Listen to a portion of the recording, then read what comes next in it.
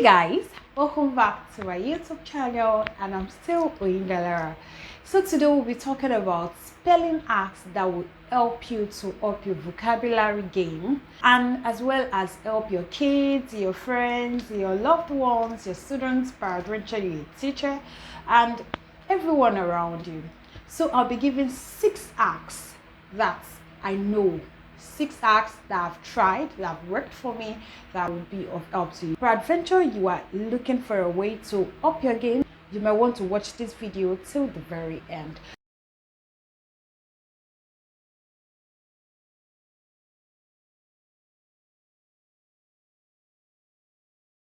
First hack that will be of help to you is that you should get acquainted with vocabulary from different fields, different parastatals, different concepts.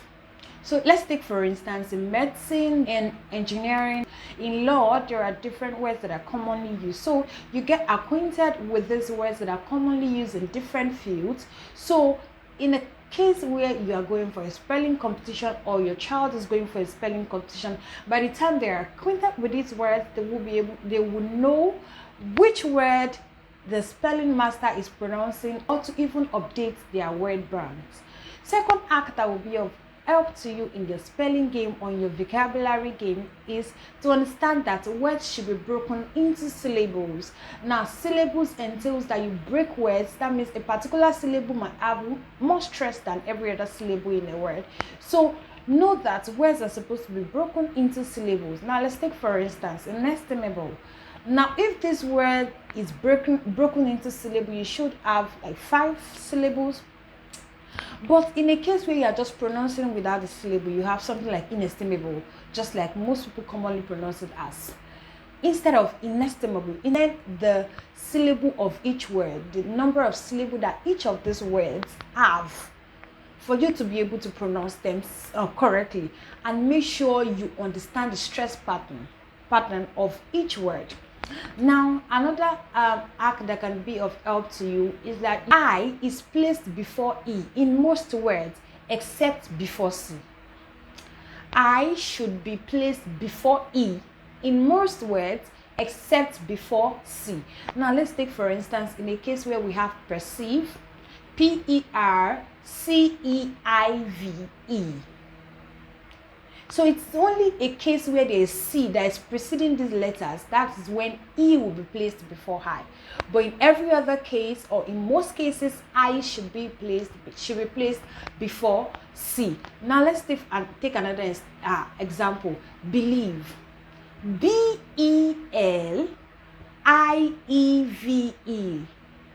So you find out that in perceive, the first example I gave, and this example, these words are placed in different forms. So get used to this. Understand this, that I should be placed before E in most words. Please stress on most. Now, another hack that can be of help to you is that you should know the root word of any word that you are going to learn at all. Now, in English, we have something called prefix, we have something called root word, and we have something called suffix. So prefixes are placed before words or before root word to give it either extra meaning, or to add more meaning, or to even change the word class. Suffix is added at the end to give a different meaning, to change the class of word. So understand the root word first before even adding prefix or suffix to it. Now, going back to the example I gave in the first instance, inestimable.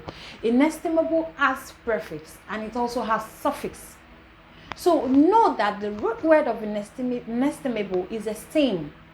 So in is a prefix, able is a suffix. So know the root word first before adding prefix and suffixes to it. Fourth hack that can be of help to you, or that will be of help to you in your spelling game, is to get acquainted with playing word games. A lot of us, we have word games on our phones. We don't play them. We just download it, or peradventure you got the phone and you find it there. You don't even bother to check it out. Get acquainted with word games. For instance, word games, word search, word puzzles, Scrabbles, and a host of others.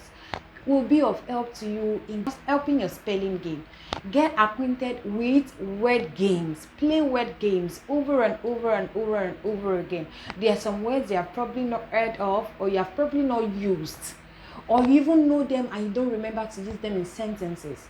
When you play word games, you'll be able to remember these words, you'll be able to learn new words, you'll be able to get acquainted with words that are popularly used or words that are in vogue, because of course there are some words that are no longer in use.